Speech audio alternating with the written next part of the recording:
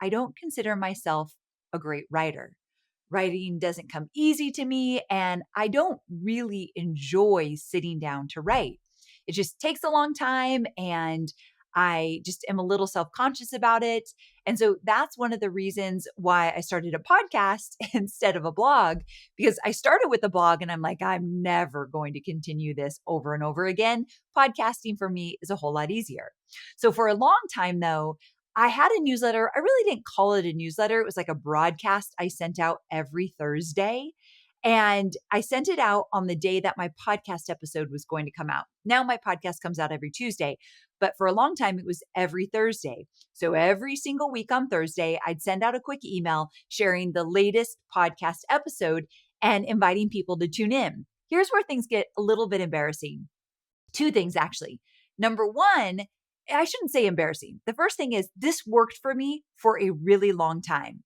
And if I didn't send out that email, my downloads would go down that week. Like the email actually worked. I have a big email list. And so if a lot of people were reminded this podcast episode came out today, click the link, go and listen, it worked.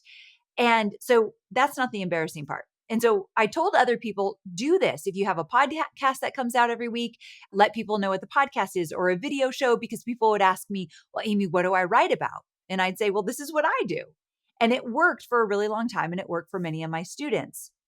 But the thing I'm really most embarrassed about is that for years I've said, don't promote a newsletter. Nobody wants your newsletter. And I think that was true for a while.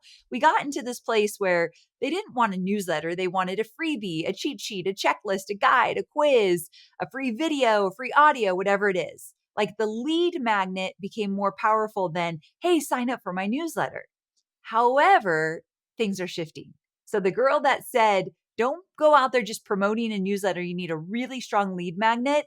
That girl, well, she's changed her tune. I still think that you need a really strong lead magnet, but I also think a newsletter today in this landscape of online marketing can work really well as a lead gen, as well as a way to engage with your audience.